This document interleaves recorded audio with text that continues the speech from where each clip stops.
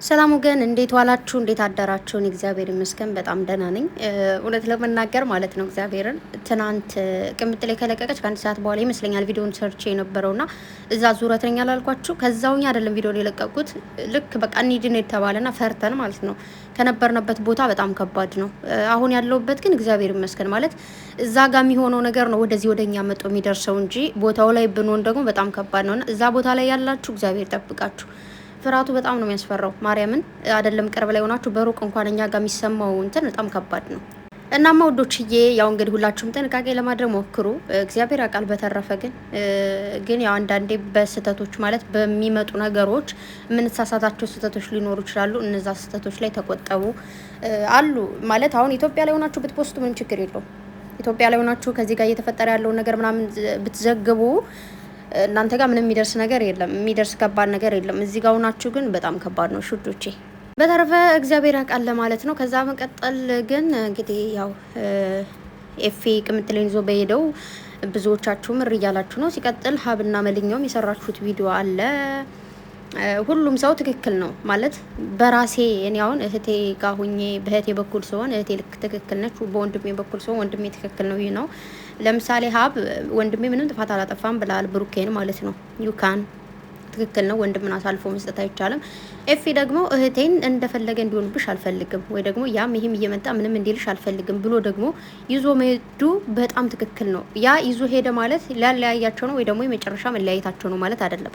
ማንም ወንድም እህቱን እንደሚንከባከብ ወይ ደግሞ ለእህቱ እንደሚወግ ነው እህቱን እኔ ያለሁልሽ ብሎ ለእህቱ ጠበቃ እንደሚሆን ሰው ያንን አድርጓል። ትክክል ነው፣ ምንም ስህተት የለውም።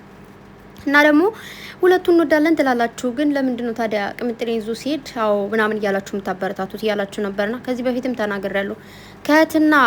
ከእህት ባል ወይ ደግሞ ከወንድምና ከወንድም ሚስት እኩል ልታዩ ትችላላችሁ፣ ልትወዷቸው ትችላላችሁ። ግን የቁርጥ ቀን ሲመጣ ወይ እህትሽ ነው የምትወግኙ ወይ ወንድምሽ ነው የምትወግኙ። ገባሽ? እንጂ ዝም ብለሽ መቼም ሁሉም ሰው የየራሱ ይኸውላችሁ፣ ደምና ስጋ የሚባል ነገር አለ።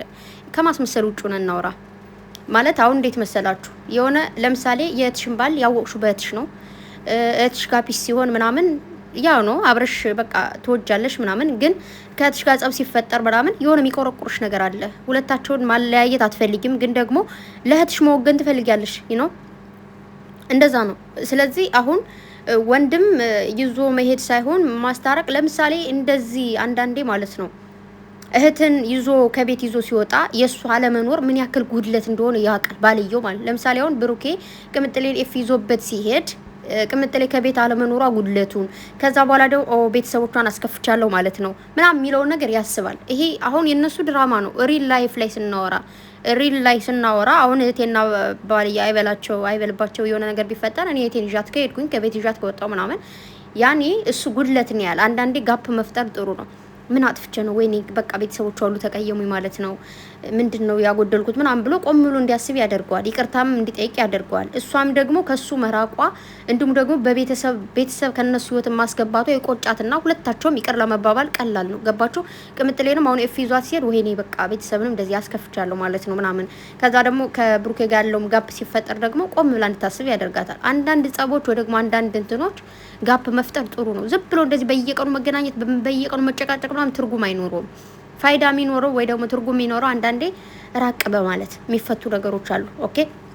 ከዛ መቀጠል ግን ኤፊ ክፉ ልጅ ነው ምናምን። ኤፊ መጥዬ ልጅ ነው፣ ያራዳ ልጅ መቸው ምንም ክፉ ነገር አላደረገም።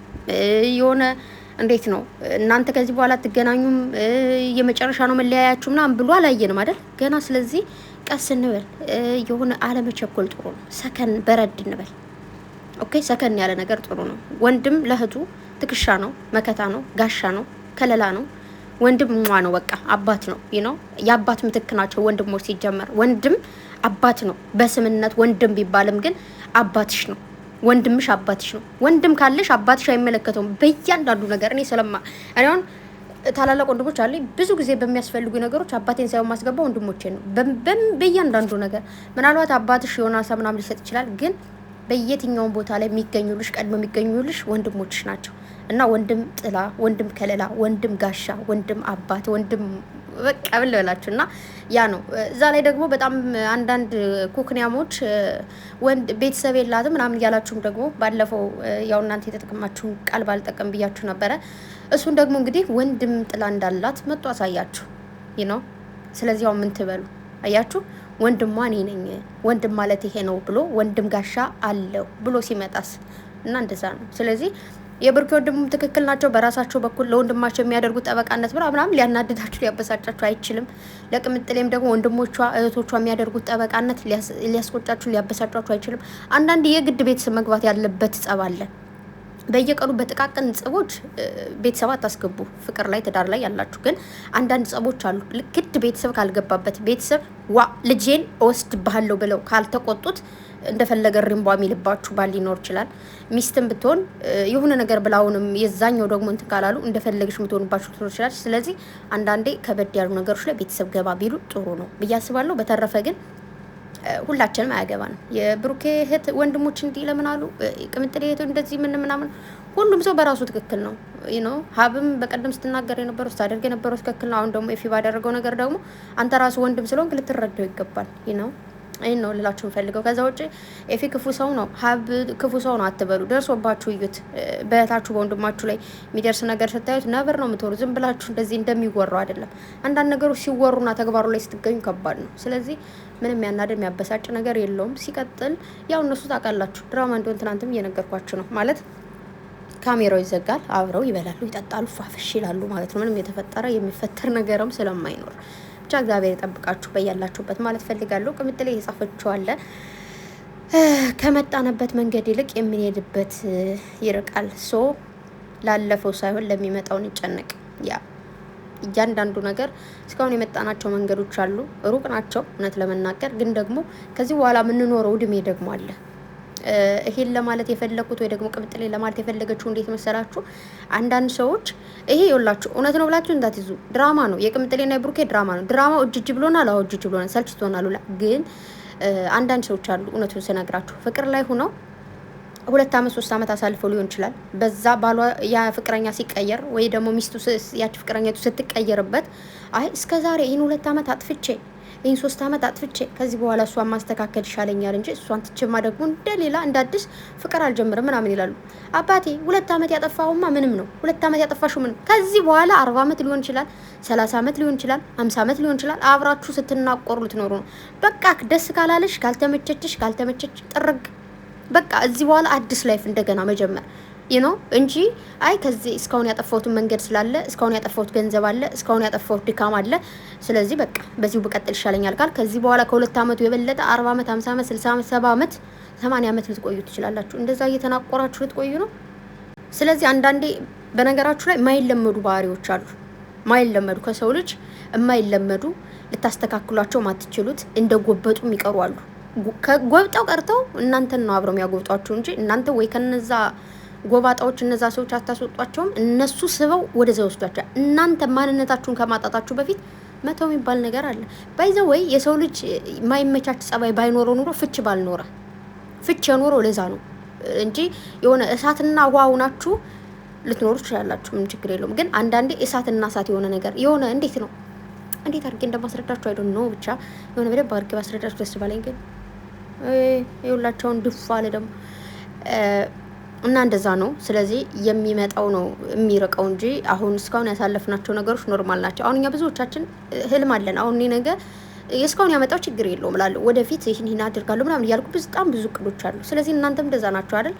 እስካሁን እያለፋችሁ ያለ ነገር ያልሆናችሁ ነገር ካለ ተውት። ስተታችሁ ስትወጡ እልፍ ሲሉት እልፍ ይገኛል ይባላል። ባይዘው በዚህ በትዳር ብቻ አይደለም፣ በስራ ሊሆን ይችላል፣ በአገር ሊሆን ይችላል። የሆነ ሀገር ነገሮችን አስተካክላችሁ ምናምን አይ ከዚህ በኋላ እዚህ ነው መኖር ፈልገው ብላችሁ እምቢ ካላችሁ መቀየር፣ የሆነ ነገር ቀየር አድርጎ ማየት የተሻለ ነው። ብሩኬም ስቶሪ ያደረጋቸው ነገሮች አሉ ማለት ምንም ጥፋት ያገኙብህ እንጂ አንተን ለመተው ቀላል ነው። ምንም ጥፋት ያገኙብህ እንጂ ብዙ ያደረካቸውን ነገሮች ለመርሳት ምናምን የሚል ነገር ስቶሪ አድርጓልና መርሳት ሳይሆን መተው ነው። ብሩኬ ማንም ሰው የተደረገለትን ወይ ደግሞ ያደረገውን ነገር አይረሳም፣ ግን መተው የሚባል ነገር አለ። ትተዋለህ፣ የራሱ ጉዳይ ብለህ የምትተው ነገር ያ እያመመህ እንኳን መርገጥ መቻል። ቁስል አንዳንዴ በጣም አሞነ ቤት መዋል ፈልገን ግን የሆነ ቦታ መድረስ አለብኝ ካል ያን ቁስል እየረገጥን ሄደን አባቶቻችን ገበሬዎች እግራቸውን ታመው በዛ እግራቸው በታመመ እግራቸው እያረሱ ይውላሉ። መሬቱን ጨቁ ነው ማለት ነው። አያችሁ፣ ግብ ስላላቸው አላማ ስላላቸው የብዙ ህዝብ ኃላፊነት ስላለባቸው ነውና ሶዛት የሆነ ምንም ነገር እያመመህ ቢሆን መተው ነው እንጂ ምንም የሚረሳ ነገር የለም። በህይወታችን ያጋጠመ ደስታ፣ ማዘንም፣ ጥሩ ነገር፣ መጥፎ ነገር ምንም ነገር የሚረሳ የለም። መተው ብቻ ነው የሚቻለው ማለት ነው። በተረፈ ዛሬ በሚደመጡ አላቅም አብረን እናያለን። የተለያዩ መሰላችሁ እና ትንሽ ደስ እያላችሁ ያላችሁ ጥሩ አይደለም። አልተለያዩም። የሚለያየት የሚባል ነገር የለም። አንድ ናቸው። ማርያምን አንድ ቤት ናቸው ያሉት። ተረፈ ወዳችኋለሁ እና ይዞን ራሳችሁን ጠብቁ ወዶቼ። አይ ላቭ ዩ ባይ። የረሳሁት ነገር ቤተሰብ ወደ ሌላ ሀገር ለመሄድ እንግዲህ ትኬት የቆረጣችሁ ምናምን ሰዎች አርፋችሁ ተቀመጡ። ምክንያቱም ካንስል እየተደረገ ነው ምናምን። እሺ ነገሮች እስኪስተካከሉ ቆዩ። ነገሩን አስተካክሉ። ለመቁረጥ የሚያሰባቸው ደግሞ እንዳትቆርጡ እሺ። ብዙ ቦታዎች ካንስል ተደርገዋል ምናምን ነገር ብቻ ብዙ ችግሮች ስላሉ ወዳችሁ